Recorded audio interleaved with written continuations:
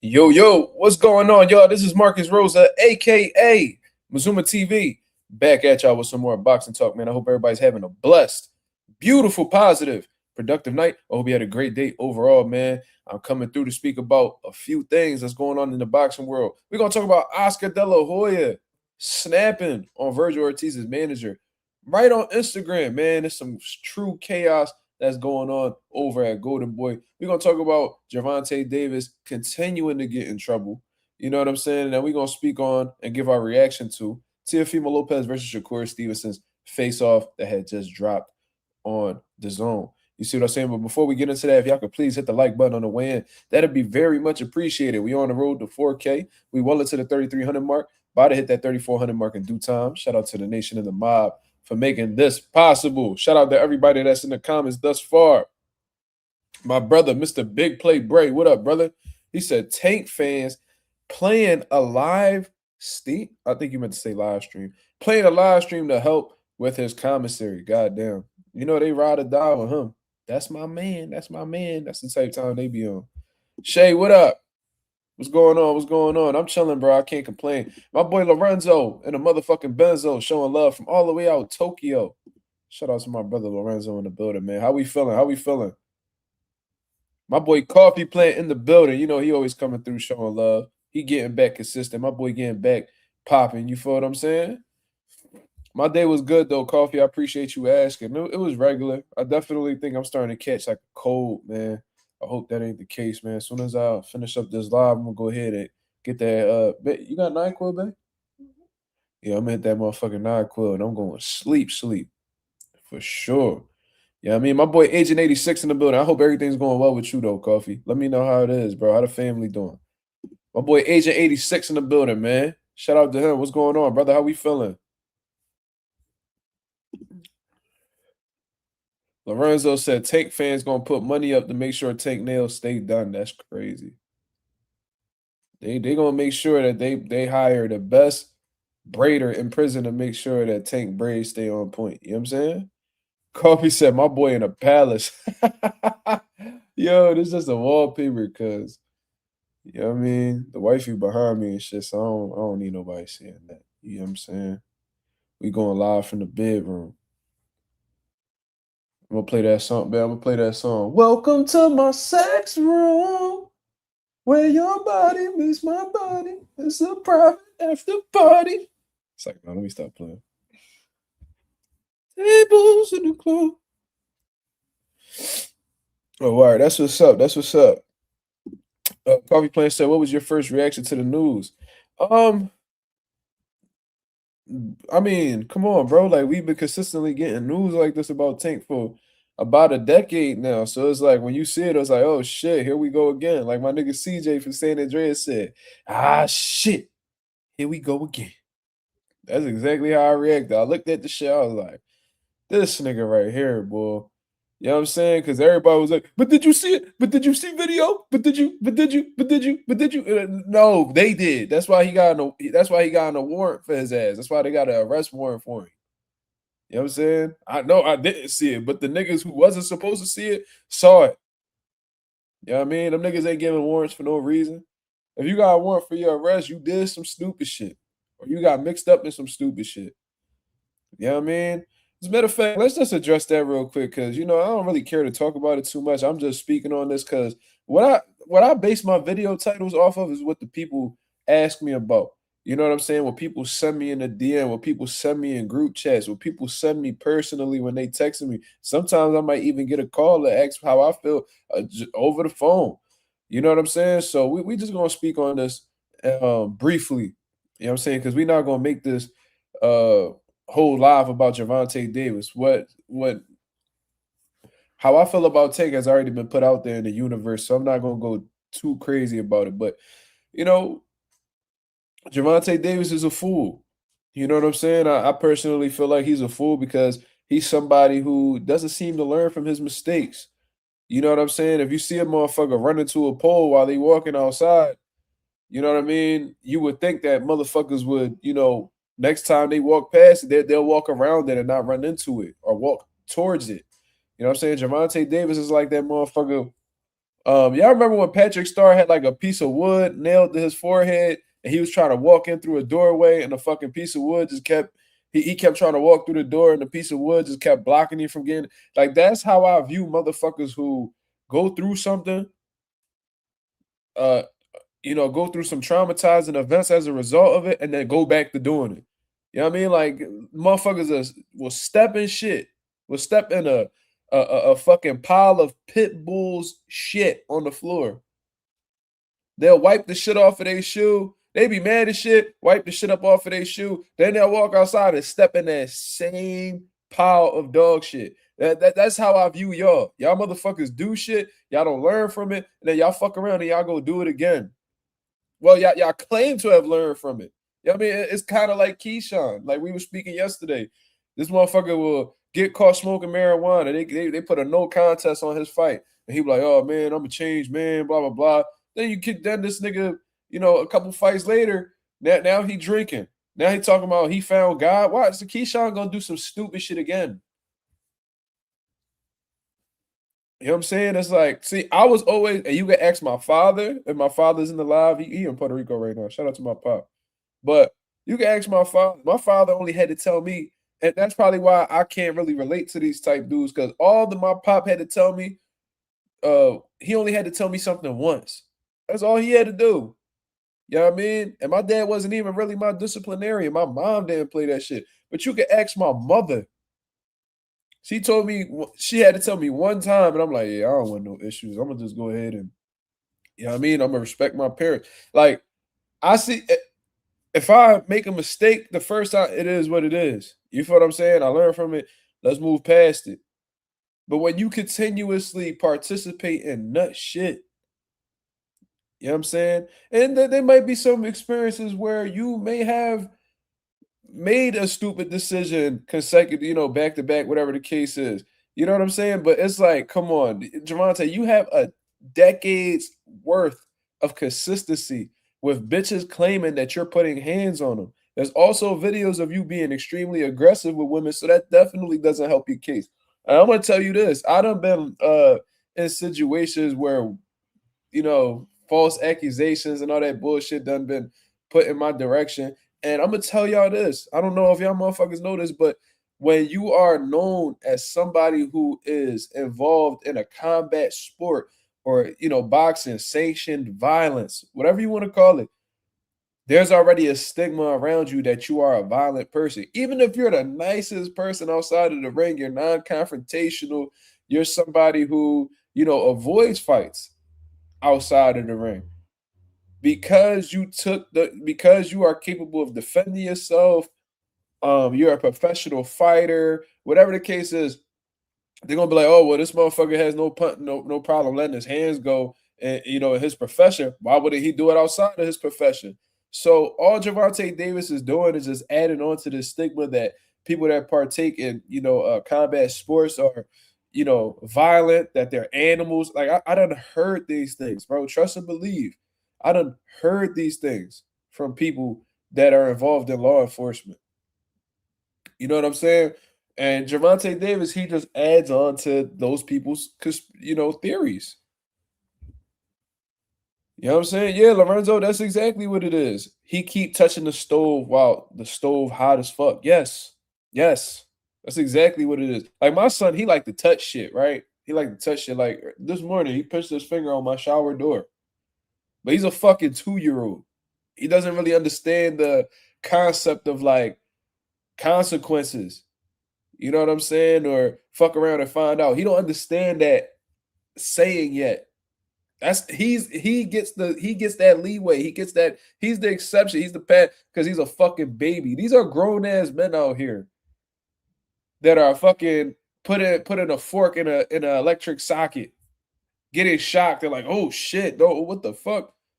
Then they go ahead and they do it again. It's like y'all motherfuckers, like y'all playing Russian roulette with a fully loaded pistol, bro. That's what y'all niggas doing, because you know that whatever you partaking in is gonna fuck you over and really lead to some bad shit. You know what I'm saying? But you still playing the game. So it's like how much longer are we gonna be taking Gervonta Davis serious, bro? Use how can I say this? You're a fuck up, bro. I don't give a fuck how much money you made or how good of a boxer you are, how successful you've been throughout your career. You're a fuck up. You know what I'm saying? You're dumb. You know what I mean? Like niggas need to take this. You're a fucking idiot, bro. You know what I mean? Because everybody be worried about hanging from this nigga's drawers and shit like that, just swinging from his sack and shit like that, bro. I don't give a fuck. I never made $1 off Tank. I don't know the nigga personally. You know what I'm saying? I don't really care to appease the nigga. That shit that baby moms do. That shit that yes men do. I don't really care. Somebody needs to tell this nigga Tank that he's a fucking idiot and he needs to get his life, his life correct.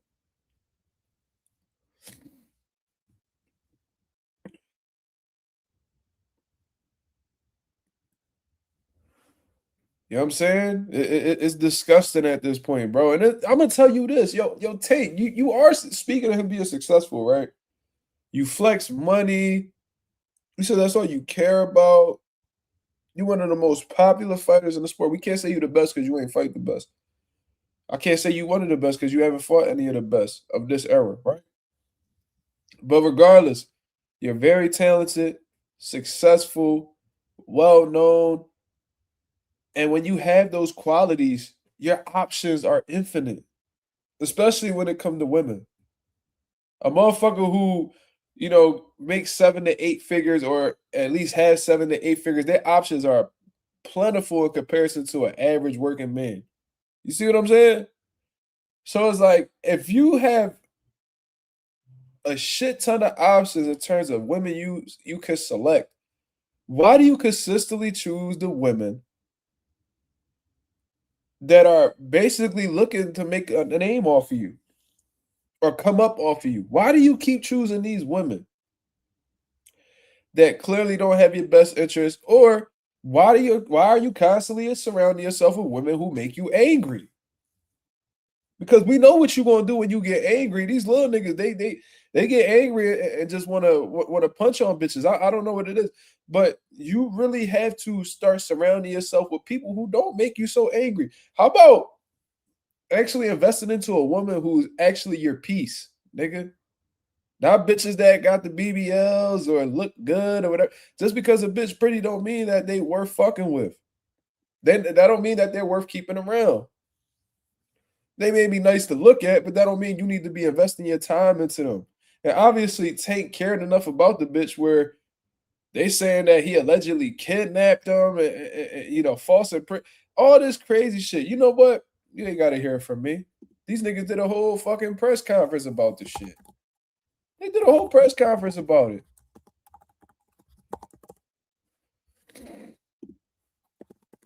Them niggas had a whole thing.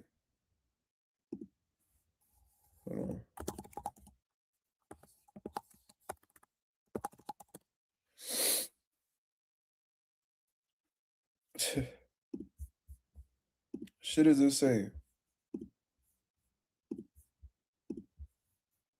Look at this. Turning now to an alarming arrest. Boxer Gervonta Davis is now in trouble with the law once again. Authorities issuing a warrant for his arrest today. And the well-known boxer is facing domestic violence charges involving a former girlfriend. And Local 10's Roy Ramos live in Miami Gardens with more on what we know so far. Roy? Calvin and Nicole, investigators say that the victim tells them she was not involved in a relationship with Davis at the time that this all allegedly happened, but did show up. So you getting aggressive with bitches that's not yours? What the fuck? Like, listen, getting aggressive with women point blank ain't no room for that, especially when niggas got futures. If you ain't shit or, you's a bum ass nigga or whatever, you do what you do, whatever you want to do with your life. But when you got a future and you got some big shit going on, especially when you're in a position to create generational wealth for your family, one thing you should never do is put hands on a woman. There's really unless your life is on the line, there's no reason why you should ever be putting your hands on a woman. That's just me. You feel what I'm saying? But to put your hands on a woman you're not even with, that shit is like, that's ass backward. You just put hands on anybody. The fuck?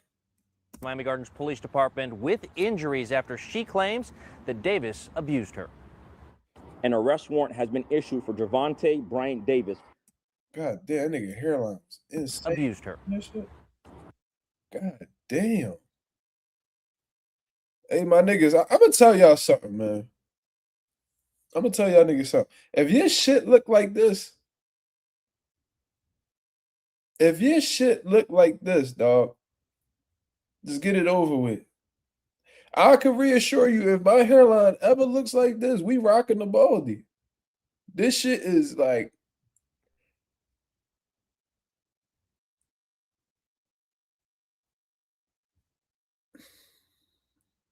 insane. Insane. It's okay to go bald. Yo, some of the most like coolest motherfuckers that ever walked this earth been bald, bro. Like, I can reassure, like Michael Jordan, one of the most iconic motherfuckers that ever walked this earth. That's a bald man right there. You know what I'm saying? There's no, and he didn't even have a beard. You know what I'm saying? He played that shit off, clean face and all. There's nothing wrong with being bald, my brother. Anyways, let's stick to the topic. My fault. An arrest warrant has been issued for Gervonta Bryant Davis. Professional boxer Gervonta "Tank" Davis once again finding himself on the wrong side of the law and once again on charges that stem from an alleged domestic violence incident. Battery, false imprisonment, and attempted kidnapping. Miami Gardens police said it was. Ooh-wee, that's some crazy charges right there, boy. I'm going to just say this, yo, and I was saying this shit in the group chat earlier. I know Gervonta Davis lawyers love him. Love him because this nigga get in trouble so much, he ain't got no choice but to pay them niggas. He keep them niggas busy. He keep them niggas payroll flowing. You heard? Them niggas be getting all-time high salaries just based off of this motherfucking Tank, bro. They be sitting there rubbing their hands like Birdman out their office window, just hoping that you do some stupid shit again. And here you go, just doing it over and over. We don't know, Gervonta. We might need like 200,000 to take on this case, Tank. I feel as though, 200. You said 200,000. I feel as though okay.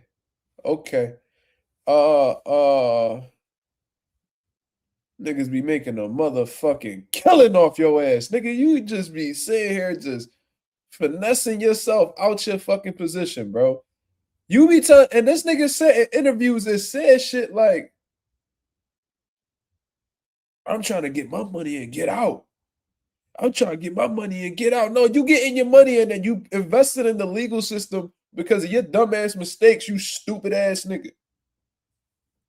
Because your little emotional ass can't help yourself.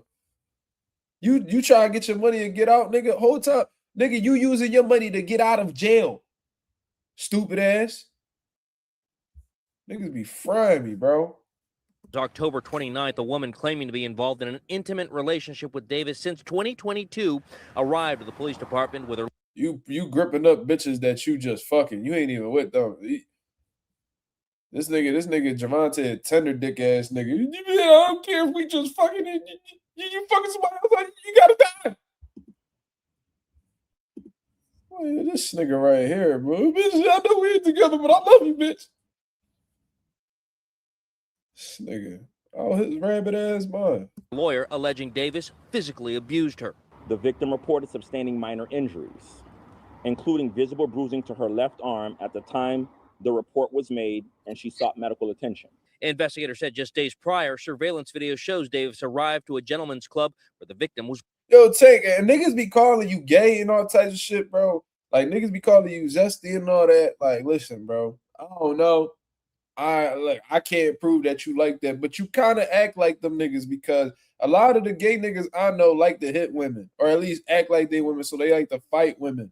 You know what I mean? Don't ever fight no nigga, because you ain't never heard about Tank fighting no nigga outside or abuse. Like, I never heard of a nigga assaulting a man. Never. You know, gay niggas, they be thinking they women, so they like, he wants to fight me. I'll fight her. I'm not fighting him. Like, that's the type shit. Like gay niggas do this. He talking about stop hating. Man, shut your whole ass up, nigga. Nigga name is Smell Her. Smell him, you bitch ass nigga. You know you ain't like no girls, nigga. Fuck is you talking about? Hoe ass. Niggas be making fake pages to hide that they Gervonta Davis groupies.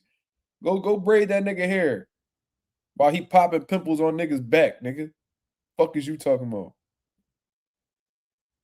You never heard of Tank swinging on no nigga outside, but this nigga always gripping the bitch up somewhere.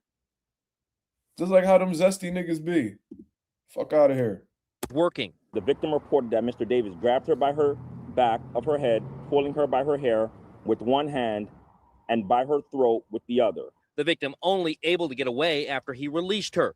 Turns out this is not Davis's first run-in with the law involving domestic violence. In 2020, he was seen grabbing his then-girlfriend by the throat at a celebrity basketball game. In 2022, I was there as he bonded out of the Broward County Jail after being arrested for allegedly hitting an ex-girlfriend in the face. But most recently, in July of 2025...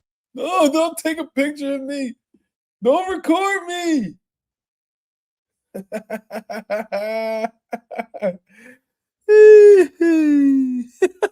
mad as shit. Look, I don't give a fuck, bro. Y'all niggas can go ahead, make these fake accounts. You know what I'm saying? Mazuma TV is all cap. What am I capping about? Nigga, I'm talking about what's out here. What am I capping about? Tell me what I'm capping about. I would love for you to tell me. Fuck out of here, nigga. Nigga, look. Tank running from the public. Look at him. Nigga, you this gangster street nigga, right? Stand on what you did, nigga. Hold your chin up high. Let them niggas know it's you. You gangster, right? You from Beatmore. I'm from the city. If this beef that we pulling up in niggas' houses to do. This the nigga that was threatening Lamont Roach kids, nigga. But when them cameras get in front of you, what you doing?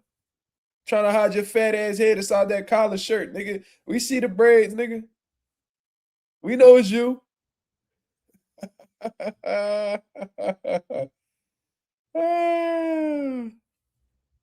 this shit crazy. Embarrassing, bro. We were there as he bonded out of a Miami-Dade County jail after allegedly... That need to be somebody's profile pic. July right of here, 2025, we were there as he bonded out of a Miami-Dade County... Somebody need to make that their profile pic. Somebody screenshot and crop this nigga hiding with one eye open inside his collar shirt. County jail. Look at him. Jail after allegedly motherfucking striking the mother of his child in the back of the head. Now it's U.S. Marshals Fugitive Task Force assisting the Miami Gardens Police Department as they work to arrest Davis on new charges. And at last check, Davis still has not been arrested. He is still not in custody. That said, I have reached out to the attorney representing him to find out if they are aware of this arrest warrant and if he will turn himself in. As soon as we get more details on that, we'll be sure to let you know. For now in Miami Gardens, Roy Ramos, Local 10 News. Well, damn. Ain't that some shit? This nigga Yasser Ali said, on it, boss. That's hilarious. This nigga Rouse said, wait, I ain't get my good side. Yo, this shit hilarious. This shit is hilarious, bro. But damn, man. That's all we really gonna speak on with that. You know what I mean? Tank need to go ahead and do what he said he was gonna do. Get your money and get out. You know what I mean? You don't need to be in no Miami. You don't need to be man, shut the fuck up, nigga. Shut up. Is that me? Who is that? No, that ain't me. Okay, I got this. That ain't me. Niggas weird, cuz. Just shut up, nigga. Y'all need to just go ahead and pack these niggas. Put that shit on subscriber only mode. We don't need these goofies on here, bro. You know what I mean? If y'all niggas that tender dick about another man, y'all don't need to be on here anyway. This ain't, this channel ain't for you, cousin. And if y'all, I promise you that. You know what I mean?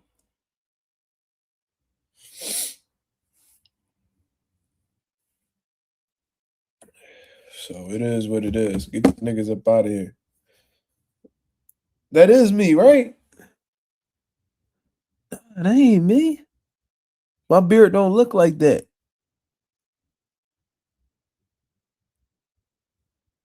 My beard never looked like that. That's not me.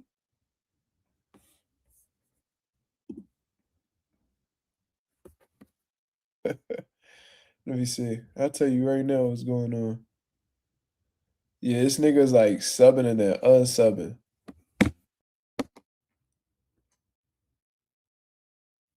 I don't think that's me though. But anyways, whoever that's a terrible job. You know what I'm saying? But you know what I mean, that's all we're gonna speak on with that. You know what I mean? Well, let's talk about shit that's actually going on in boxing, shit that's actually affecting the sport of boxing. You know what I mean? I just wanted to rub it in these weirdos' faces, you know what I'm saying? That's all I wanted to do. You know what I mean? But let's see this right here. Let's see what Oscar De La Hoya wrote. You know what? Let's pull it up on Instagram. I'm logged in on Instagram on my laptop. Let's see what Oscar had to say, man, because Oscar been very vocal. This is the most vocal that I think I've ever heard Oscar talk about a fight on social media. Like this shit is clearly stressing him out. This is clearly affecting his not gonna say mental health, but his emotions. You know what I'm saying? This shit is really getting to him. So this is what Oscar De La Hoya said on Instagram. You know what I'm saying? This is what he put up. Is just a simple post that he had typed out. He probably had it on his story prior to posting this. So he says, as our lawyers have made clear, you don't negotiate for Vergil's fights. I do. And he tags Vergil Ortiz's manager, Rick Meridian. You see what I'm saying? He goes on to say, while you run your mouth, I'm the one actually fighting for Vergil to be the A side and get the maximum possible for this fight. Let me see. I'm negotiating with Eddie Hearn in his own to make this fight happen and will continue to fight for Vergil in those negotiations. You need to get out of the way. Wow. Now, if y'all see my comment right here to the the upper right hand side of the upper comment section, right below Jamel Heron, I say I could have sworn part of a manager's job is to negotiate fight purses, contracts, and make sure their fighters aren't getting exploited. That's something that I wrote, but obviously there's a whole bunch of different opinions here. You know what I mean? Somebody by the name of Rodzilla Jones says, no, I'm with Rick. You don't know what you're talking about. Read the room and get the fans what we want. Some people don't even know who Rick Meridian is. You know what I'm saying? Somebody by the name of A. Rich G says, Vergil has a great promoter who works to get the best deal for his boxer. No one's scared. It's just business, and you'll either work with it or Golden Boy will get a better bag for Vergil somewhere else. Well, nah. Where Vergil gonna get a better bag somewhere? Where else he gonna get a bigger bag? With Errol Spence? With Sebastian Fundora? Sebastian Fundora is unavailable. Motherfucking Errol Spence is unavailable. They're talking about he might come back and face Tim Tszyu. He ain't worried about Vergil right now. You know what I'm saying? But anyways, we're not going to get too deep into that. We spoke about that a million times. So when I read this right here, this is clearly Oscar De La Hoya being frustrated with how the way things are going, not only in negotiations, but over on his side of the pond. You know what I'm saying? According to Oscar, he's dealing with Matchroom, he's dealing with the zone. And I heard Eddie Hearn say that he don't want nothing to do with Rick Meridian in these negotiations, that he only wants to deal with Golden Boy, he wants to deal with the zone. So it sounds like Eddie Hearn and Oscar De La Hoya together have come to this consensus, or at least agreement behind the scenes, that Rick Meridian will not be a part of what they have going on in terms of negotiations. Now, this is my whole thing, right? If y'all can get the fight done without Rick, do what the fuck y'all got to do. You see what I mean? But there is a bit of conflict in this situation because you're literally telling somebody who's hired to be a fighter's representative that they can't do what their sole responsibility is. You know what I'm saying? Now, what does a boxing manager do? I would know this because my dad happens to be one of the best boxing managers on the East Coast, and I've seen this man negotiate fights. I've seen him pretty much, fucking help run promotional companies. You know what I'm saying? Keeping the lights on in some of these motherfucking offices. You know what I'm saying? And when you look at what managers do. They do a shit ton of things. But zooming in on the business side of things, one of the things that they do is they protect fighters from bad career moves, or at least they attempt to. You know what I'm saying? So, Rick Meridian has Vergil Ortiz's best interest, hence why Vergil Ortiz hired the man in the first place. You know what I'm saying? But more than that, what I find ironic about this whole post is that managers are supposed to negotiate, fight purses and contracts. Like I just said in the comments right there. You see what I mean? They review deals with promoters. You know what I mean? They shout out to YSM Sports Media in the building. I'm just reading the comments. And one of the things that managers mainly do is they make sure that, like I said in the comments, their fighter isn't being exploited. So it's like you pretty much trying to get this man up out of the room when he plays a factor at the end of the day. But maybe Rick Meridian is being so difficult during these negotiations. You know what I'm saying? That, they're like, you know what, man, fuck this nigga. He just need to fall back. Let us figure this shit out because he's the problem. You know what I mean? It could very much be one of those situations, but at the end of the day, I think it could be looked at as very disrespectful to Vergil Ortiz. You know what I'm saying? Because he's paying this man a certain percent of his bread to conduct his business. You know what I'm saying? That's the man you're supposed to be dealing with. So you completely cutting him out. So Vergil probably looking like, damn, what the fuck I'm paying this nigga for if y'all not even allowing him to take part in what's going on in in this fight. You know what I mean? This the guy that's supposed to have my best interest. He's supposed to be protecting me from you. You see what I mean? YSM said that I look at Rick's IG. No, I did not. I do not follow him, but let's take a look and see what he got going on over here.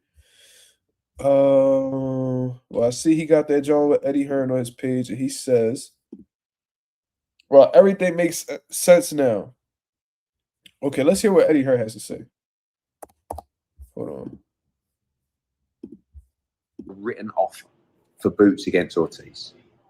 55% for Ortiz and 45% for Gervonta. I went back to Golden Boy. This is, I don't know, 4 months ago, whatever it was. And I said, I don't think that's fair. Ortiz isn't a world champion. Gervonta is a world champion and unified, but he's moving up, so he no longer has a belt. He sells bucket loads of tickets in Philly. Ortiz is really popular in Texas. I think it's 50-50. We sat in a room with the Zone, me, Oscar, Eric Gomez, Pete, and Jared, right, from the Zone. We all agreed on the deal. And I'll say it because obviously Oscar's, 50-50 and 5% for the winner. Okay? So basically 55-45 to the winner. We all agreed and we left the room to make the deal. Oscar, Golden Boy and those guys, they made... Says, when Eddie Hearn pins his ears back and is calm and rational and gives the time, people there, etc., that's when he is telling the proper truth. I watched it over the years. I can't be mad at him anymore. Congratulations, adult. And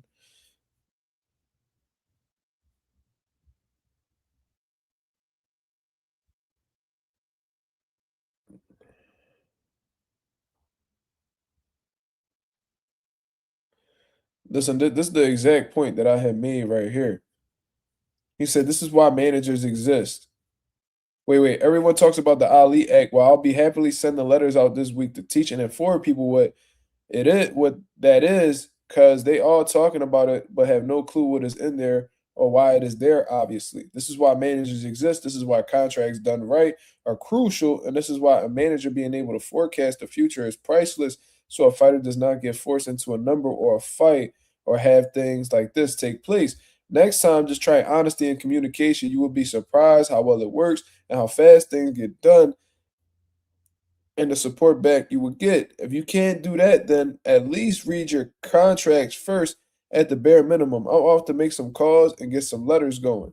And don't worry, if someone actually wants the Ortiz Ennis fight, we will still make it and at a doable price. And Ortiz is ready. It's a big world. You will be surprised how many people are in it. Okay. Let me see. It's been written.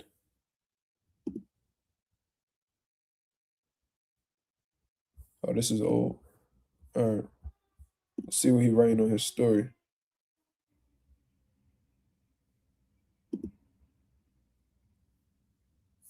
Wait. If they want the fight, I already saw this.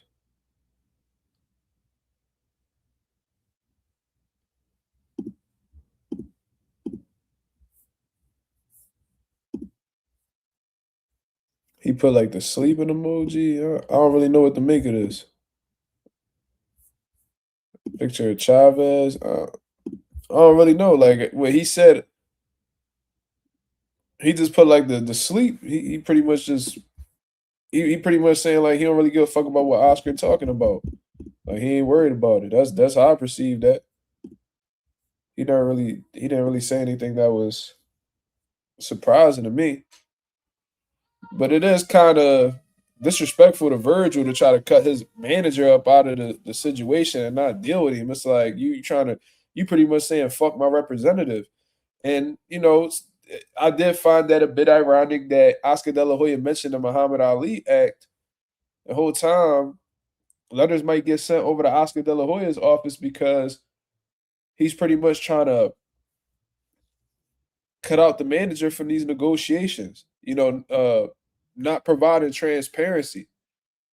You see what I mean? But I don't know, man. I don't know. That's something that they got to figure out, bro. Hopefully, they figure this shit out ASAP. Because right now, bro, I'm just getting tired of talking about these negotiations. I'm getting tired of hearing about, well, this person dealing with this person, bro. It's clear what the problem is. Rick, Oscar, you know what I mean? Golden Boy overall, shit is just so chaotic over there. It just seems so calm and what they say, copacetic over at the Matchroom side with Jerron Hennessy. Even with the Zone, it seemed like the Zone and Eddie and them are cool, but the problem is everything that's going on over our Golden Boy side. Oscar De La Hoya, you know what I'm saying? He's trying to fuck over Jerron Hennessy negotiations. Rick Meridian is asking for a crazy amount of money for Vergil Ortiz. Even stated he wanted 8 figures in the past and shit like that. Oscar De La Hoya. What this all just shows me, in all honesty, is that these dudes don't believe in Vergil Ortiz how Vergil Ortiz believes in himself. That's how I take this whole situation, man. I ain't gonna lie. If I was Vergil Ortiz, I would feel very disrespected by how the way they moving me right now. Like, damn, y'all motherfuckers really like y'all be talking this big shit like I'm gonna be the best at 54 and that I'm the future and all this bullshit, but here's an opportunity to showcase that or really solidify that, prove that against another top young guy that's in his prime just like myself. And y'all beating around the bush. Y'all beating around the bush and y'all acting like I don't got a chance. I would be very frustrated with this situation. And I got my manager here that's supposed to be backing me in these negotiation tables. Vergil claims he's hands off with the business. So he has his manager conduct all his, business moves and shit like that. His manager's supposed to be protecting his best interest. And here y'all go, pretty much telling him like, no, we don't want you a part of this. Well, he's going to have to be. That's what the fuck they're there for. So if Vergil's giving this nigga 20, 30% of his purses and y'all not allowing him to do that, then what the fuck is, like, what am I doing with it? What y'all doing? I pay this man for a specific reason. So is fucking Oscar De La Hoya my manager and promoter now? Because as far as I'm concerned, you can't be both. That goes against the Muhammad Ali Act. So you're a promoter trying to take over my managerial position. Oscar De La Hoya done told y'all. I could go ahead and rewind. He said that. Let me see. You don't negotiate for Vergil's fights. I do. Really? Really? Because as far as I'm concerned, the promoter has the money. You know what I mean? They have a certain amount of money, and the manager's job is to negotiate with the promoter to see how much their fighter's supposed to make.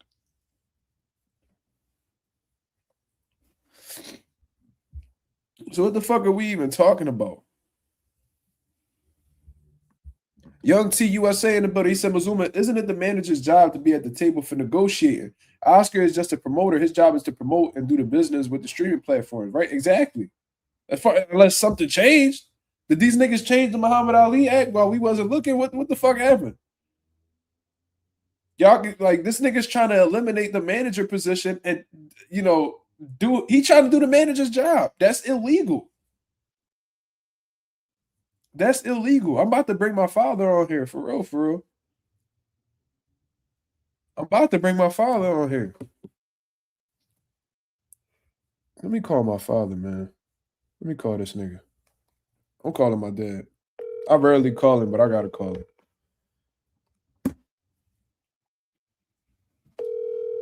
Man, can you give me a tissue? My nose running like shit. Hello? Yo, Pop. What you doing? You chilling? Yeah. You laying down? No. I'm actually online. All right, yo, check this out. I'm on the live right now, so the people hearing you. So are you seeing how the way Golden Boy acting right now with this whole shit with Boots? Not really. I've been down here for a week, so I haven't. All right, so a lot doesn't happen since you've been gone, right? They're trying to negotiate this fight between Vergil and Boots. And Vergil Ortiz has a manager. His name Rick Meridian. I don't know. Have you heard of him? Yes, but I don't know. Okay, cool. So there's a situation going on right now where Oscar is pretty much not fucking with Rick Meridian. Like they having some issues. You know what I'm saying? Because Oscar's saying that the manager's going behind his back to negotiate with the zone. Right? And Oscar said he gonna start sending letters out to motherfuckers because he basically stepping on Oscar's toes or whatever, like threatening legal action. So now Oscar De La Hoya says he just wrote this shit on Instagram, and I want to know how you feel because you a manager yourself. He says, as our lawyers have made clear, you don't negotiate for Vergil's fights. I do. And then he tags Rick Meridian. While you run your mouth, I'm the one actually fighting for Vergil to be the A side and get the maximum possible for this fight. I'm negotiating with Eddie Hearn in the zone to make this fight happen and will continue to fight for Vergil in those negotiations. You need to get out of the way. Now, Pop, if a promoter told you that, what would you say? Well, first of all, ain't no promoters are gonna be like that. That's number one. Ain't no promoters are gonna be like that. And things are gonna be cool after that. They have tried, but at the end, I'm gonna stand on my shit. You know what I mean? Right. So, but that being said, and as much as I dislike De La Hoya, when these fighters sign some contracts with promoters contracts clearly states that promoters negotiate the fights with the networks. Yes. Okay. Now,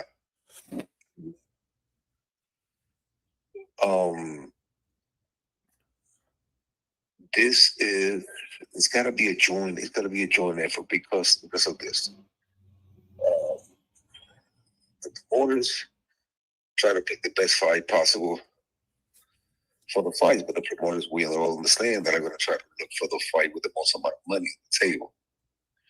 Because he's going to get, if the fight is not a Golden Boy, De La Hoya is probably going to end up with 25% of his purse. At the end of the day, the way I do things, if the promoter goes out there and negotiates a fight for my fighter, me, in behalf of my fighter, have the last say so whatever. So let's say if this was my fighter, then you can go out there and talk to the zone, or talk to whoever is promoting the fight, and say, okay, well, we'll take this fight for $1 million. De La Hoya can't say it's a done deal. Now De La Hoya's got to come back to the fight. And this is where I will make it impossible for him. Be like, look, even though you're the promoter, you run this offer by me, the manager. Now I'm going to say, no, I want $1.5 million. You see what I'm saying? The promoter and managers should never be friends. That's a huge, huge mistake. You know, the promoter's trying to pay you the least amount of money. The managers are trying to make you the most amount of money. So, if this man is under contract with De La Hoya is within his right to promote his fight.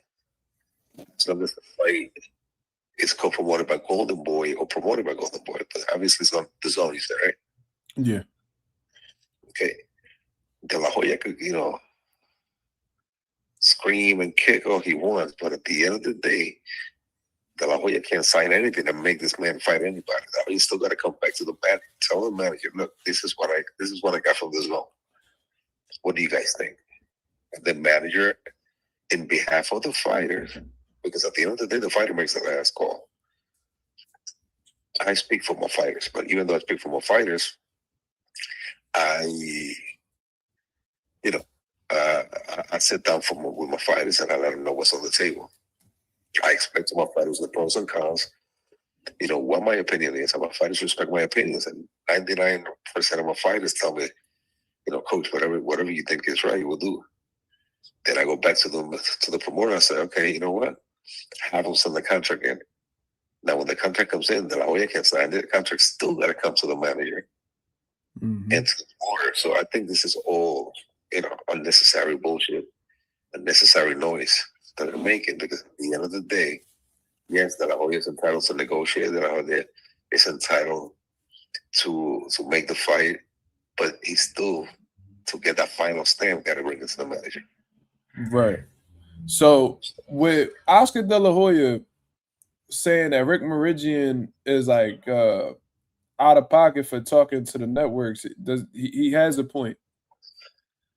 He has a point, but I'll talk to the networks. And as soon as a promoter tells me not to talk to the network, I mean, even if I talk to the network, I still bring it to the promoter. Right. If I'm the one that talks to the network, I bring it to the promoter and be like, listen, I just got this. What do you think? I got this. And then that's that. But, I mean, the manager is entitled to speak to whoever you want to speak to. Okay. You see what happened with me this week for somebody talking to my fighter. Yeah, we're not going to speak on that on here. But yeah. No, we're not going to speak on that, but I'm just letting you know. Yeah. See what happened. He thinks because he's who he is, he can speak to my fighter. He gonna speak to my fighter, dude. And I'm still gonna make him look out for my fighter, but it's gotta be in my terms and conditions. So again, De La Hoya has a point. He's going a little bit beyond that. Him saying that he's the one that negotiates the fights, that's correct. But him saying that the guy need to mind his business, not speak to networks, you know. He out of pocket for that. Yeah, for that, because again, I would never. I have a good relationship with my fighters, promoters, but at the end of the day, when my promoters my fighters promoters have an offer or something like that, they send it to me. Right. Because I'm the one that sits with my fighter. And that's that. So I mean, he has a point, but he don't rush it. Right. So basically they just need to stop doing all this weird shit and fucking just work together to make this shit happen. Because as long as they dispute, they having their issues, it's gonna be hard for them to come to an agreement. At the end of the day, the manager will not sign or take a fight without the promoter. Just like the promoter cannot sign the paper without the manager. So they need each other. When you look at a fighter's contract for a fight, the fight on the bottom, it says signature of the fighter, signature of the manager. It's not active for anyway. Yeah. So I just think it's the jockeying for position. He's jockeying for position.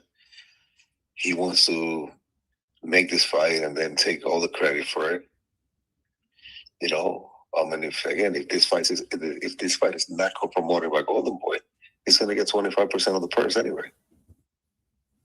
Oscar, right? Yeah. He's gonna get 25% of the purse. So that's why these promoters don't be minding that Turkey Al-Sheikh be taking their fighters and throwing them on cards because that 25% they be getting back be crazy.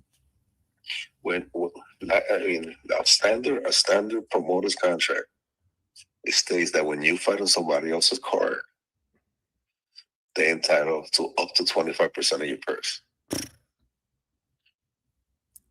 So if a fighter is giving the promoter 25%, so it's like he fights on the card, right?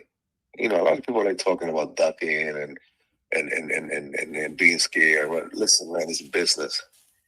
You know, say if I'm signed with Golden Boy and I go out and fight on top rank, let's say top rank, the first 25% that comes off my purse goes to my promoter. Then we're talking about whatever percentage deal I got with my manager. So my purse just got cut in half. Mm-hmm.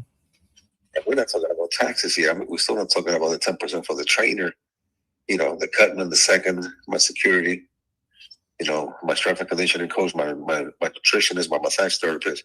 So I end up with a third of my purse. You know, so all these people thinking all these fighters are making all this money, they're not. You know, most of these fighters are broke. They live on credit cards and living on items that they get on credit. This is why they've got to stay around a lot longer than what they should. They're not making any money. There's too many hands on the cookie jar for a fighter to make any money. So this is why fighters, you know, as soon as they make a little bit of money, they try to promote themselves. Mm-hmm. Just imagine you getting your check and then everybody else got to get paid before you. Damn. And it makes no sense, you know. Telling these guys are going home on $1 million purse. These guys are going home probably $175,000. God damn. When they find somebody else's card. So again, you know, De La Hoya, like I said, he's kind of right, but it's not. Like he can't tell the manager, you know. So he got a point, but then he tripping too.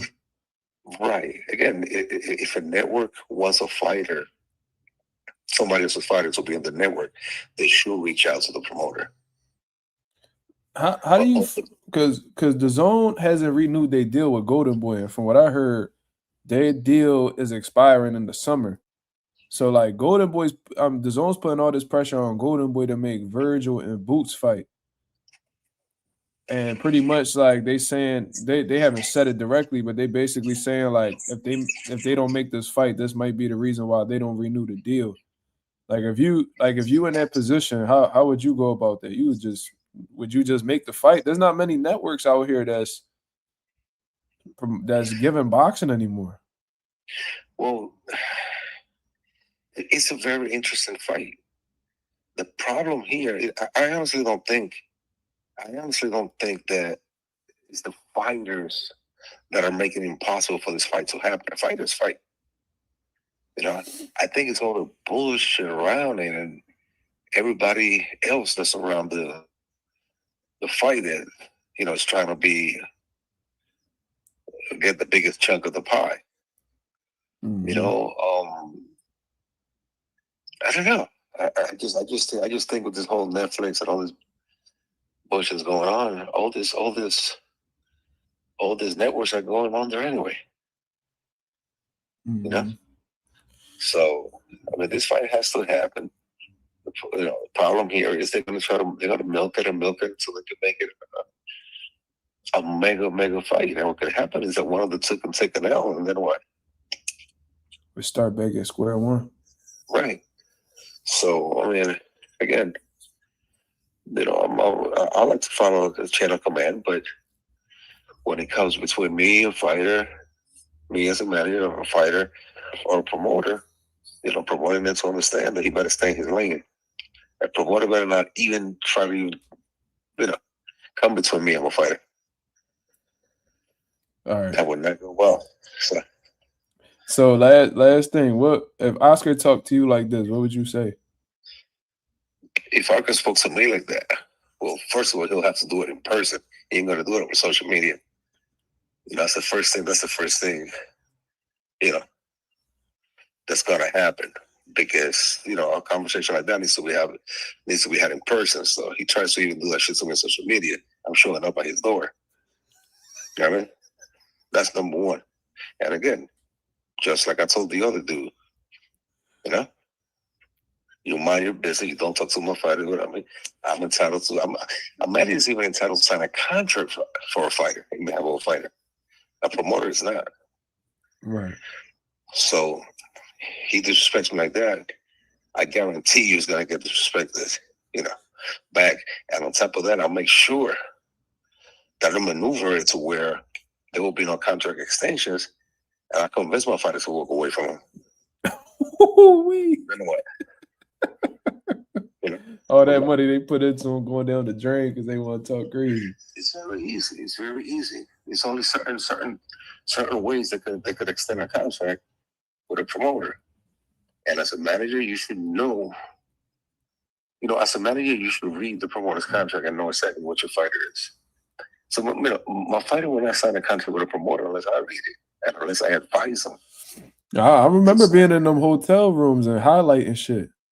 Right. I remember that. I highlight the shit I don't like. I go change this.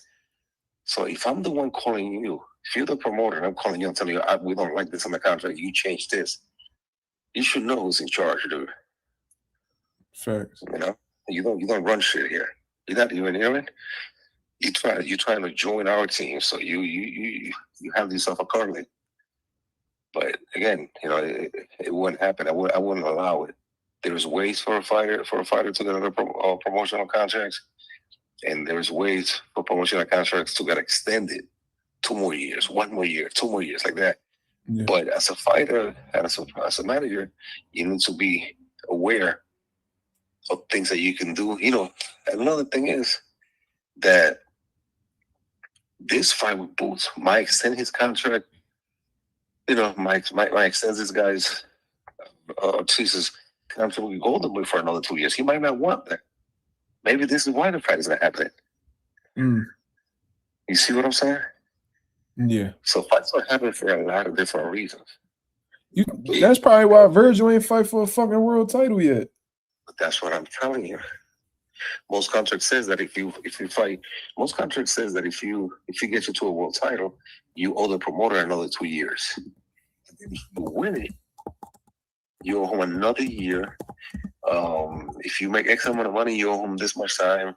If you hold the championship for X amount of time, you owe him this much time. Maybe he wants out. That's his only way out. That's interesting. We have to figure out when to sign that contract, and then you go from there. A promoter's contract cannot be longer than 5 years.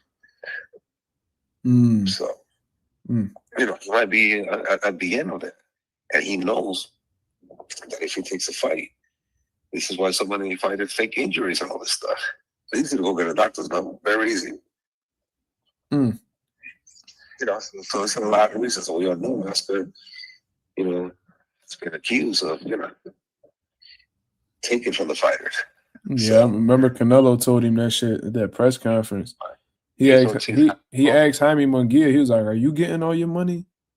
I remember that shit. You don't know. This kid might not want to make it public. We don't know. But back to what's going on. All fights should go through the promoter, but the promoter doesn't make the final decision.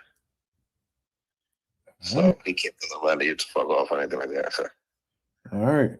I appreciate you, Pop. Go ahead and continue enjoying your day over there in Puerto Rico. Salute you, Pop. I love you, man. I love you. Well, there it is. That was a great perspective from my father. What was crazy? As I was talking to my dad and I reread this, I'm like, okay, Oscar's not totally in the wrong. Because when I first read it, I'm like, well, ain't the fucking man. Then I really thought about it. I didn't think about it from talking to the network. The promoter talks to the network. The promoter brings the deal to the manager. The manager either approves or he denies that offer. You know what I'm saying? I'm glad my dad spoke on that to refresh me on some things. So, yeah, man. That's my father providing his perspective, and this is an experienced boxing manager that took part in some deals that I'm sure y'all done saw on TV. We can't say everything, but you know, my dad done made some shit move in the boxing world. You feel what I'm saying? He said Pops once in a lifetime appearances. Yeah, he don't come on too often, but my pop do say that he watches frequently. He just don't be commenting too much. So that was a great segment from my pop. But my pop a night owl like me. You know what I'm saying? I got that from my dad. We be up. You know what I mean? 11, 12, 1, 2 in the morning. We be up active, you know what I'm saying? So I know I could call him at this time and he gonna pick up. Shout out to the real fathers out there, man. Shout out to the real fathers out there. Shout out to the people that's actually contributing to the boxing world. You know what I'm saying? That's the difference between me and a lot of these other motherfuckers. You know what I'm saying? Shout out to everybody that's in the building. You still awake? Man, you should give me some juice. Yeah. I said you should give me some juice. Why you asking when I got up? Because I wasn't thirsty when you got up. What's wrong with her, chat? What's wrong with you? What's wrong with her, chat? What's wrong with her? Why you ain't asking? Why you ain't asking? You? Ask the chat that. Shut up, bitch! I did not say that. The Rock did. And The Rock says, to go get me some juice. Which one is that? The new drink you got? What you got, man? Peach? Go give me that peach, baby. Well, I want it now. No, you're gonna drink it all. You know what? I got like $70,000 in my pocket. If you body me, you can take the money. Right now. I hate you, nigga. Let's die.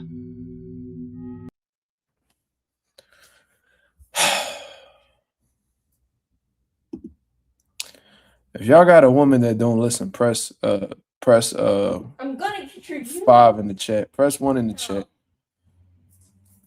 You know what I mean? Put an angry emoji if y'all got a woman that don't listen in the chat. You know what I'm saying? Disgusting behavior. Disgusting behavior. Oh, look at her commenting. Somebody take her wrench and ban her.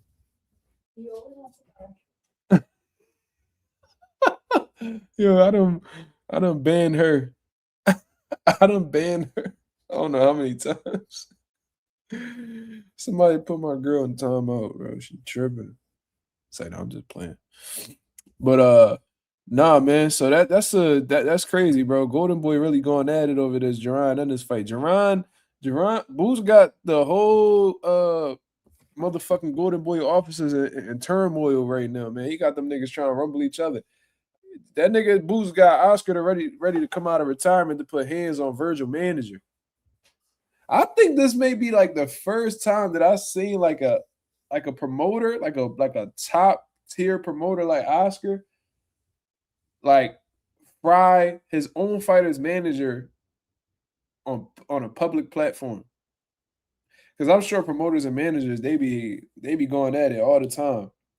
You know what I mean? Be having their back and forth, their differences and shit like that. But this is the first time I've seen Oscar get outside his skin for just about any fight. You know what I'm saying? So I don't know, man. Listening to my pop's perspective, it made total sense. But YSM, he never provided his theory. He never provided his theory. Yo, if you bring me juice, that don't mean you drink it. The hell wrong with you? That's the only reason why you got it. Selfish ass. Look at you. Look at you. You my goddamn juice. That's that good juice.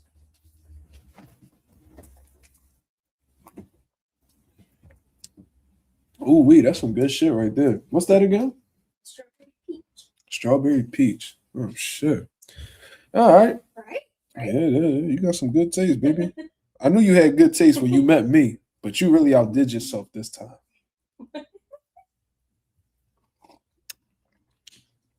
Ooh, wee. Yo, this nigga Lorenzo tripping. He said Oscar got a dildo-shaped straw when he snort a line of that Britney Spears. Lorenzo gotta chill. You try to give me yo, Lorenzo, you're gonna have to send $2, man. That's for the demonetization fund. You know what I'm saying? Like, you tripping. What's wrong with this nigga? Yeah!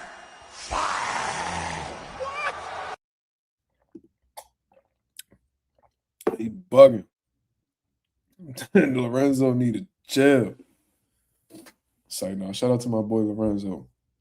But yeah, we spoke about Gervonta Davis getting into his little negative festivities.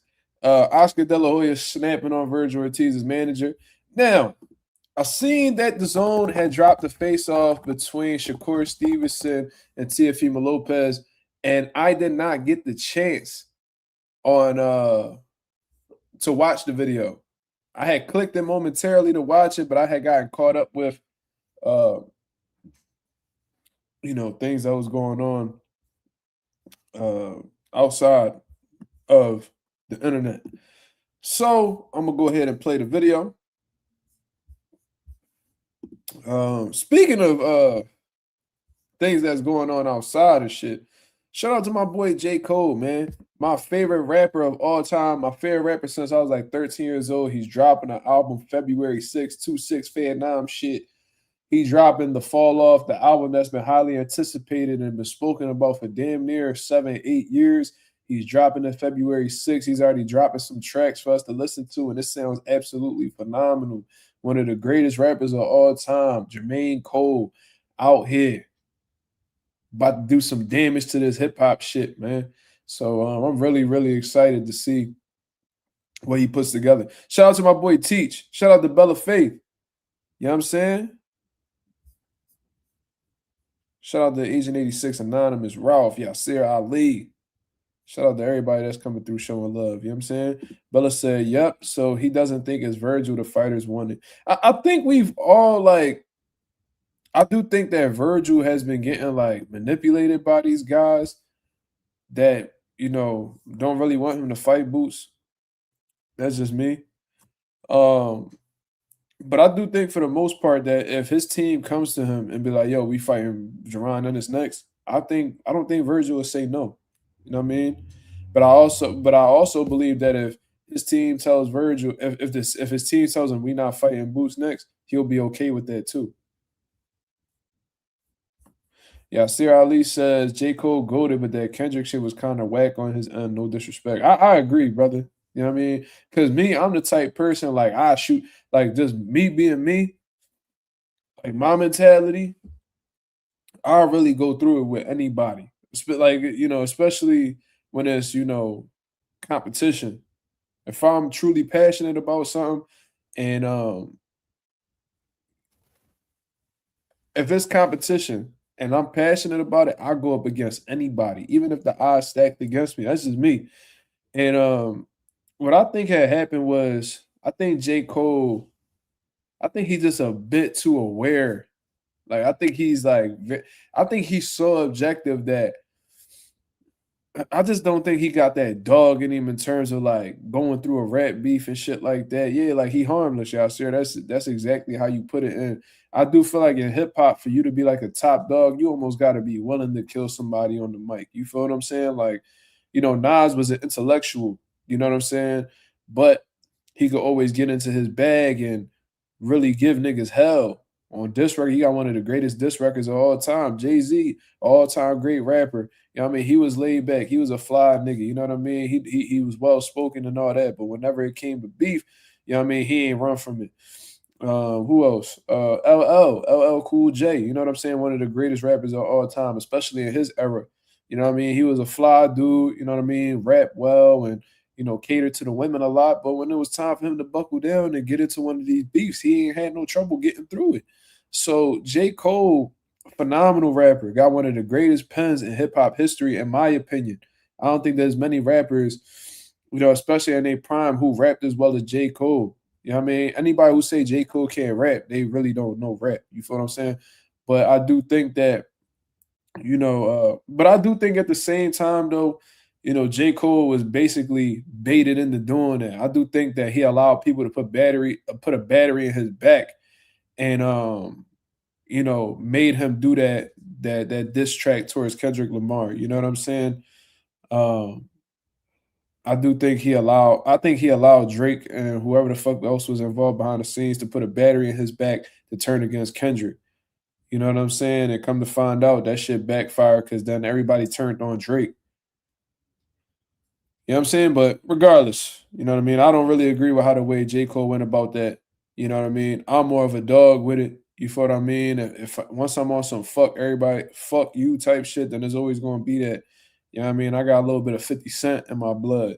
You know what I mean? In terms of not running from beef. What 50 Cent said? He said, I don't want no problems. But the moment you come with problems, I say no problem. Like that. He said something along those lines. That's the type of time that I'm on with anybody. You know what I'm saying? So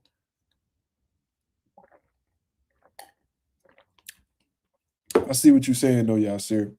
But you know what I mean? One thing I also learned throughout my course of life is that you can't expect motherfuckers to move like you.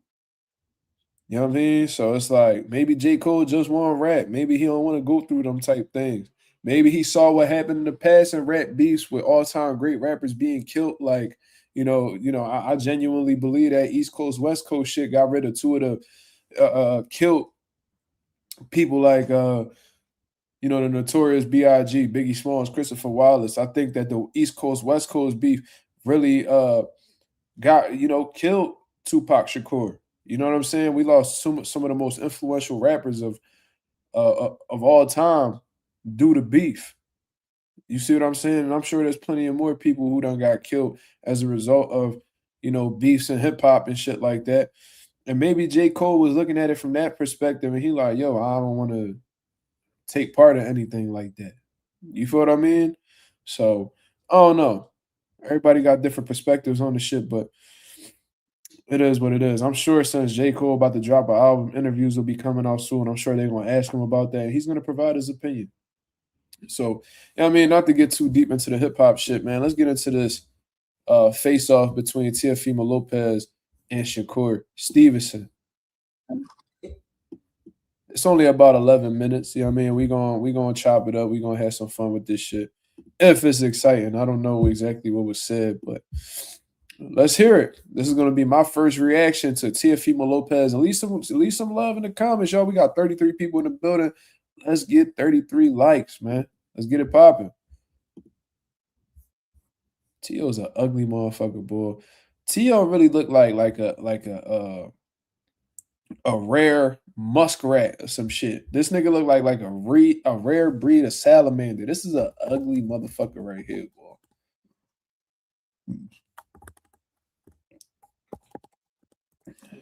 You know what I mean? Like Tio is an ugly motherfucker, bro. I just wanted to say that. You know what I mean? His parents should be ashamed of what they created. Just my opinion. And you got that wedding, you got a ring on your left hand. Don't tell me you went back and married that hoe. Anyways, let's go. Don't try me. Anything dirty will be reciprocated, brother. Don't try me. On January 31st, live on DAZN Worldwide, the best will fight the best when Teofimo Lopez, the former 135-pound king, and Ring Magazine, 140-pound champion, takes on Shakur Stevenson, the 3-division title holder who is eager to add a 4th division to his collection. That happens in January. Today, they face off. You two were stablemates for a lot of years. Did this idea of you two fighting ever come up? Honestly, I've been thinking about fighting him since the amateurs. I always admired the type of boxer he was with the skill set to shine. He had like a real moments in the amateurs and the pros where he had shine bright. And I wanted to see myself against that. So, yeah, I've been had that on my brain. I thought he was on his path, I was on my path, but then I thought like years down the line, not this soon, but years down the line, as long as everybody's still doing their part, that we'll meet. But time has changed that course, and now we're facing each other now. Why was this the right fight for you, Teo? The best fighting the best. And I think that since, after a tremendous performance by Crawford against Canelo, you see that type of fight and the magnitude it brings, you want to emulate it. You could have fought anybody as well. 135, look for unification. For you, why was this the right one? If you look in and around my weight class, I can't get the other big fighters to get in the ring. So you got to go to somebody who's willing to do it, and he was willing to do it. So now we're here. What do you think of Shakur, his style? Great fighter. good fighter. He knows how to fight. He knows how to box inside, outside. He knows how to use his lateral movement. So I think that all those things I need in order to enhance my skill sets and also to challenge myself, because we can't say we are the best if we don't see it or look for it or even go out there and test it. You've been critical. I'm gonna say this about Teofimo though. Y'all know I don't like the motherfucker for his past bullshit that he done did. But he sounds like he's in a healthy state of mind. You know what I mean? It don't sound like he's thinking from an irrational point of view. He seems focused. He seems aware of what's going on. And most of all, he seems to be knowing of what's in front of him. You know what I'm saying? The things he just mentioned about Shakur Stevenson, that means that he's paying attention. So that's a great mind state to have going into a fight of this magnitude, in my opinion. Of him, though, in over recent months. Like you said, he had the power of a 6-year-old at one point on social media. He did, yeah. You had a lot of tweets over that. I don't even remember. Dang. I don't even know what I be doing. You don't be believing half the shit you be saying. That's what you be doing. That's why you don't remember it. If you genuinely believe something, you're not gonna forget that shit that you said. So that's how you know the nigga just be yapping. He don't be believing half the shit that be coming out his mouth. But you seem to believe that 140 may be a bridge too far for him, a step too far for him. Shakur was honestly the most flawless from 123 all the way down to 114. Since then, he's had his shares of victories. I think 135 was his top tier. 140, I think we just got to wait and see. You know what I mean? And for him to even come up to do that, you know, I think he deserves his flowers for everyone else out there. You know, guys trying to go more down into the ranks of top 5, top 3, and eventually top 1 for pound. But that ain't what you said, bro. What'd I say? I mean, I gotta remind you. You said basically, I'm good at the lower weight classes. The only way that I'm going to be good is I fight at 126 pounds against guys like Inoue. But once I move up, you're gonna I can't compete at this level at that weight class. So that's what you said. When did I say this? I want to say it was the Danza Project. You was sitting there doing the interview, and I want to say that's what you said. Yeah. So about like 2 years ago. Yeah, you said I can't move up. It was 2 years ago. Change. It's changed. Okay, so you respect it now. No, it's not that I respect it. It's just that from what I was going off of was the present moment. I think he was fighting at 30. You feel me? Yeah. I was already going up to the 40s. I was already at 40. Yeah, for sure. So you see that 10-pound gap. I was thinking I was probably going to move up to 47. Okay, seeing me, you think I'm smaller in person or like, what do you think? I know nothing. Okay. I know nothing, man. I think that was your angle with Lomachenko. Like, I felt like.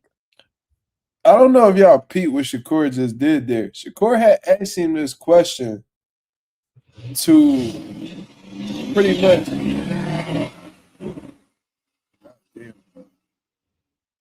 When I move out this motherfucker, that's one thing I ain't gonna miss, bro. But what I'm gonna say is what Shakur Stevenson did there was try to get an insight on Teofimo Lopez mentality. He wants to know what Teofimo mentality is going into this fight. He wants to pretty much get an understanding of how Teofimo views this fight and how the way he's gonna approach it. So when he's asking these little questions, he's like, "Dude, do I? What was it that he said? Hold on." Personal, like, what do 47? Okay, seeing me, you think I'm smaller in person or like? He asked him that because he's like, I want to know if this motherfucker views me as somebody that's his size, smaller. You know what I mean? You know it ain't going. You know Teo ain't gonna think that Shakur is bigger than him. But he wants to get an understanding of how Teofimo Lopez views him because depending on how the way he views him, he'll know how the way Teofimo will approach him. You see what I'm saying? Because if a motherfucker smaller than you, what you gonna do? You gonna press the issue and try to impose your will. Let the motherfucker know that you're the bigger man and you're gonna move accordingly. You see what I mean? But Teofimo Lopez, smart move on his end. He didn't take the bait. What do you think? I know nothing. I know nothing. I'm not about to tell you what I'm thinking, brother, because I ain't about to give you no fuel. You know what I'm saying? I ain't about to give you no indication of what I'm gonna do, and Teo should keep it like that. Teo should keep a level of unpredictability, because I feel like with Shakur is somebody who, once he gets a feel for who you are as a fighter, he has the tools necessary to really neutralize your strengths. You know what I mean? I think one of the things that Shakur Stevenson did that may have been a gift and a curse in his career was spar everybody and their mom, because the gift is you're not necessarily going to be surprised in terms of who you fight, because you're going to know what they bring to the table from dealing with them in sparring sessions. The curse is that may cause fighters to not want to fight you because they know that you have the tools necessary to beat them, and not everybody's going to be willing to go through them type of situations. You know what I'm saying? Don't nobody want to fight a nigga that already got their card or got them figured out. You see what I mean? So that's how I see it. But Theo didn't take the bait. Shakur asked that strategically to try to get an insight on how Teofimo Lopez feels about him, because depending on if Shakur is able to get an understanding of how Teofimo feels about him, he'll be like, all right, well, he probably gonna take this approach. All right, he think I'm about his size, so maybe he just gonna try to box with me. All right, he think he bigger than me, so that means he probably gonna press me. He's trying to get a feel for what type of time Teo's on, but Teo didn't take it. Okay. I know nothing, man. I think that was your angle with Lomachenko. Like, I felt like you knew how little Lomachenko was. See what I'm saying? Shakur tried to set that up, and Teo didn't take it. He was like, see, because that's what I thought, you did with Lomachenko, and that's why, you know what I mean? Like, you pressed him. So Shakur, in his mind, he like, if Teo feels like a nigga smaller than him, then he's going to be aggressive. He's going to bring the fight to him. You know what I mean? Put that pressure, impose the size, pause, all that good shit. So he wanted to see if Teo felt that way about him, because then that'll clarify in his mind what type of time he's going to be on with him come fight night, come January 31st. You know what I'm saying? I seen you thought that way with Loma. Did you think that about me? Because if you think about me the same way you look at Lomachenko, I'm going to know exactly what your strategy is. So that part right there just clarified it for me. This is Shakur trying to be, he's trying to dig for information, but subtly. And you kind of capitalized off of that. Heck no, that man was a lot to deal with. Y'all don't understand. The man was number one. Yeah, over sure. Canelo, over Crawford, over Inu. But you don't think that the size advantage kind of helped you? Bro, styles make fights, not the size. I agree with that. I'm with you on that. But for the first 6 rounds, he didn't punch. Because I didn't let him. You didn't let him punch? Absolutely not. Okay. I want to see this magic. Must be magic then, man. Why have you been waiting for this moment? A lot of people ain't give us the opportunity to show how great we is. A lot of the fighters, I want to say, either they ducked or found a business way not to get in front of me. And I feel like with him, he kind of gave me the opportunity of a lifetime now. Now it's like, okay, you build your career up all this time. Oh, I want to fight this guy. I want to fight this guy. I want to fight this guy. And then the moment comes and it's like, damn, it's here. Like, it kind of like turn you up like, okay, let's go get it now. Like, are you as motivated for this fight as he is? I'm determined. It's a difference. I'm determined. No motivation. I have all the motivation I need. Got my family. Peoples are good. I'm wealthy, healthy. Health is wealth. Determined for more. Determined for a betterment of my life. We're just coming off the press. So that's letting me know that Teo understands this moment. He understands what this means. You know what I'm saying? This is him finally fighting somebody who is a part of his era. You know what I mean? Like, you beat the Josh Taylors, but he was a little older than you. You beat Loma, but he didn't come up in the same era as you. You know what I'm saying? He was somebody who, again, was older than you.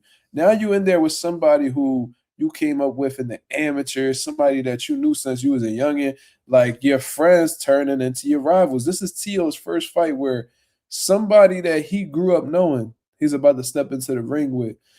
So he's saying that it's like motivation isn't really the word. It's really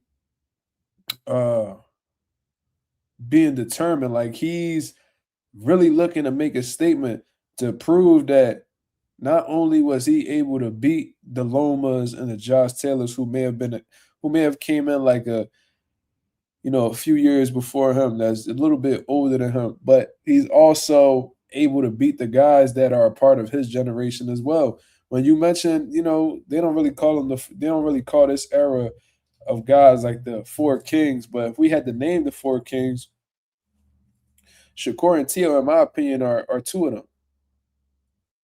You know what I'm saying? You might throw in a Devin Haney, and probably Gervonta Davis is gonna hit that list. Even though he didn't fight nobody, because he's popular, he might make that list.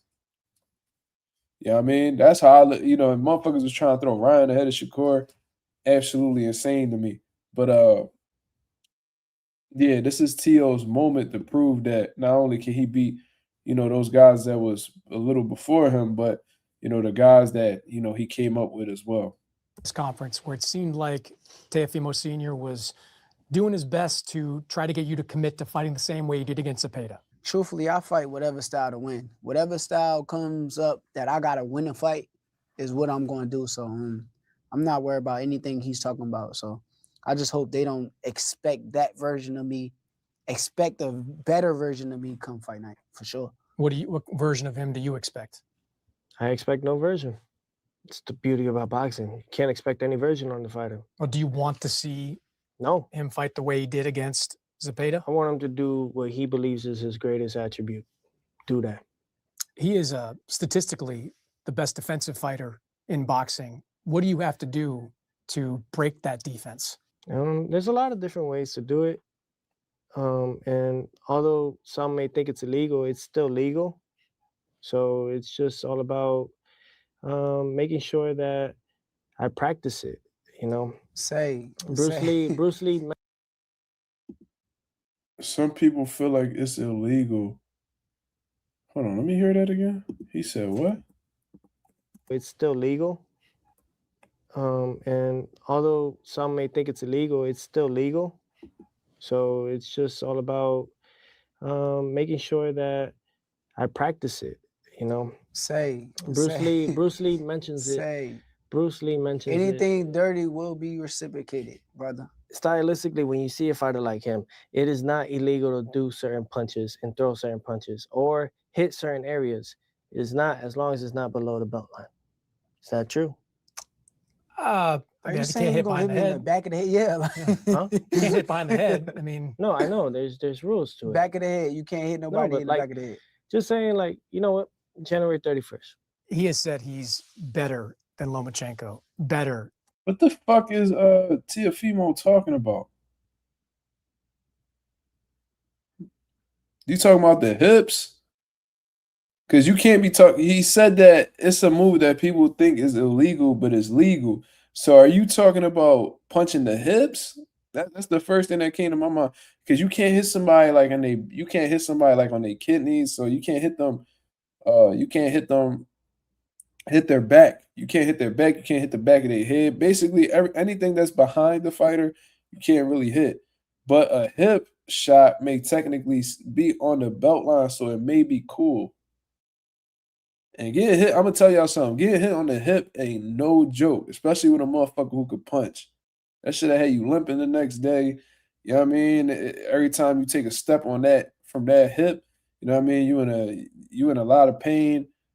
So I wonder if that's what he's talking about. This lets me know that Teo may be looking at this like, yo, this is about to be a real physical fight. You know what I mean? He felt like there's a multitude of ways to defeat a defensive specialist like Shakur. And when I hear him talk about, they say this is illegal, but it's legal, I'm thinking he's talking about fighting dirty.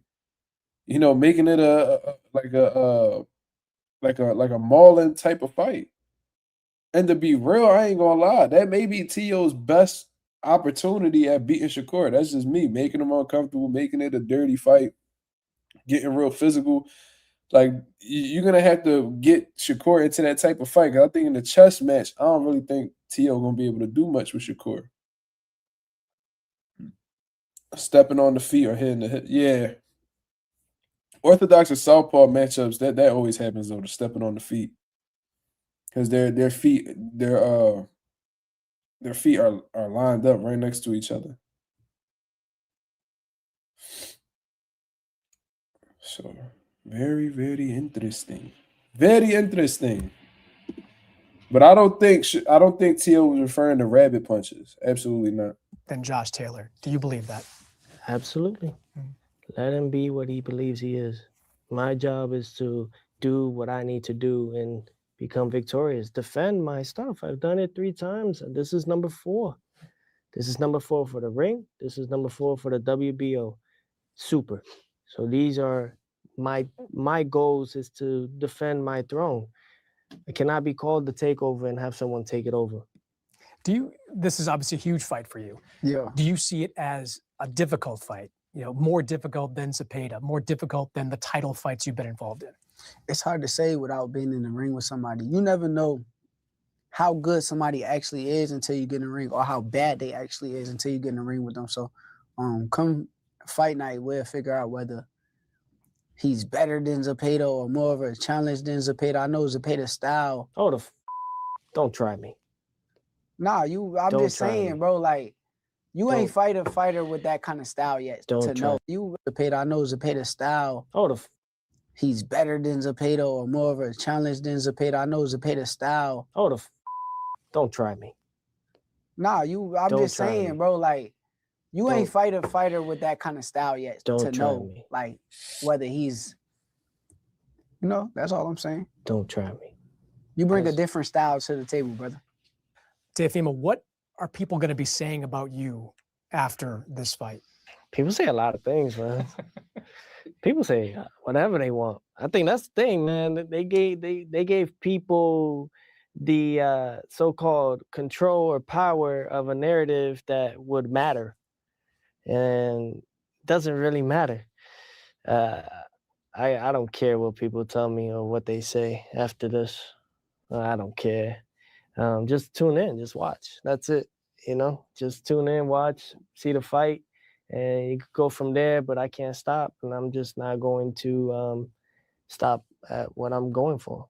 Shakur, I'll ask you this: what do you want people saying about you after this fight? I want people to know I'm the best. That's my main objective. I'm here for the best versus the best.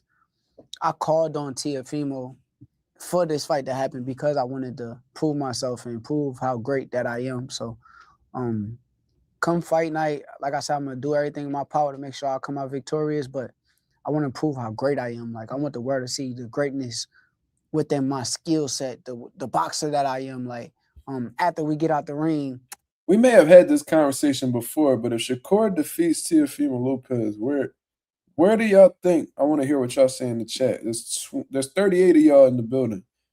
Where does this rank Shakur Stevenson on the pound-for-pound list if he defeats Teofimo Lopez? Let me know, y'all. I want everybody to be talking about it. Like, yeah, I'm that guy.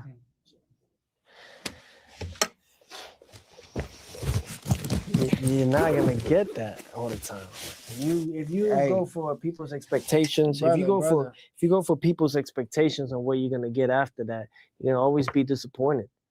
I ain't worried about the people. It's the fact that I want to show what level I'm on. You always gotta strive for something, whether it's anything you're gonna strive for. So at the end of the day, when I'm striving for something, I put a goal up there. That's how I'm gonna tackle my goal. And if I don't get it, I don't get it. But I'm damn sure giving it 1,010 and 100% to get it. So we're gonna see. You're about to say something there. That's how you know what? That's just how I know where we lie. Okay. That's how I know where we lie. Where we lie? Where it's so different, bro. That's cool. That's cool. That's why you're southpaw, I'm orthodox, and that's exactly. We're not meant to be the same. Not meant to be the same. No. But I'm coming to put on the show, bro. All right, January 31st. Looking forward to it, guys. I want to hear that last part. January 30th. It's so different. You're about to say something. 100.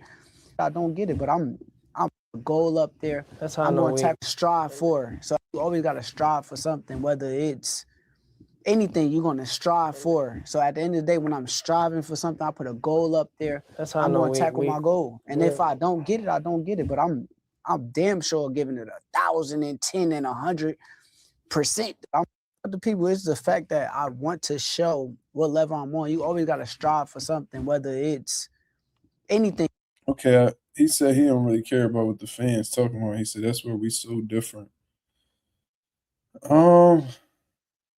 Okay, so that was the whole face off.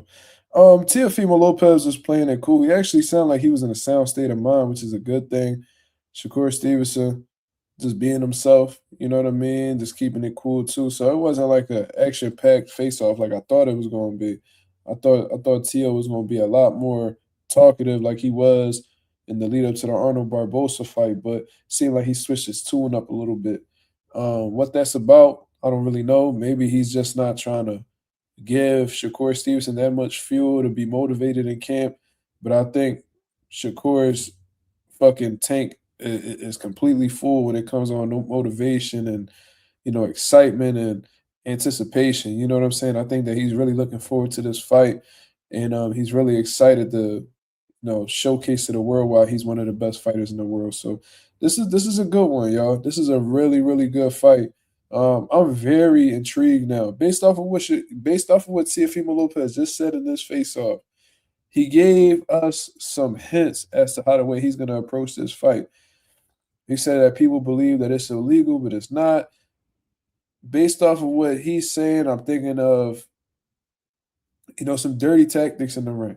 I don't think it's necessarily rabbit punches because that's illegal, point blank, period. I think he's talking about being like making us, you know, roughhousing it, making it a dirty fight, real physical, things of that nature. You feel what I'm saying? So very, very cool face off. Not the most exciting, but it wasn't necessarily boring either. So solid one. Shout out to Chris Mannix for, you know, taking part and being a mediator during that face off between the two. And you know what I mean? We'll be seeing that fight January 31st, bro. That shit is 2 weeks away, y'all. Y'all motherfuckers excited. We talking 16 days away. So when the weekend hit, we'll be 2 weeks away from the fight, man. That's close. That's very, very close. So it's lit. It's on. It's popping. Man, if Teofimo Lopez wins, then we gotta start having a different conversation about Teo. If Shakur Stevenson beats Teo, you know what I mean? We probably gonna laugh at Teo and put Shakur Stevenson higher on that pound for pound ranking. But super dope. You know what I mean? But that's how we're going to be wrapping up the live, man. I appreciate everybody that came through and showed love as always. Tomorrow, I have a big, important day for me, man. So put y'all prayers up for y'all boy, man. We on the road to 4K. We well into the 3,300 mark. Looking to hit that 3,400 mark in due time. Shout out to everybody that's contributed to the channel. Everybody that came through and showed love as always. I'm very appreciative. Like I said, keep y'all prayers up for me, man. This is going to be the start of a process that's going to be very stressful, very time-consuming, and things of that nature. So leave y'all prayers in the chats, man. Save me in y'all prayers, man. If y'all got a grandmama who real religious, man, tell her to put Marcus Rosa, a.k.a. Mazuma TV, in her prayers as well. I mean, I need all the ones I could get. You feel what I'm saying? So until then, I hope you guys have a blessed, beautiful one. I'll be back at y'all with another live 10:30 p.m. Eastern Standard Time to continue cooking up with what's going on in the boxing world. Until then, hope you guys have a blessed, beautiful one. I'm up out of here, man. Peace.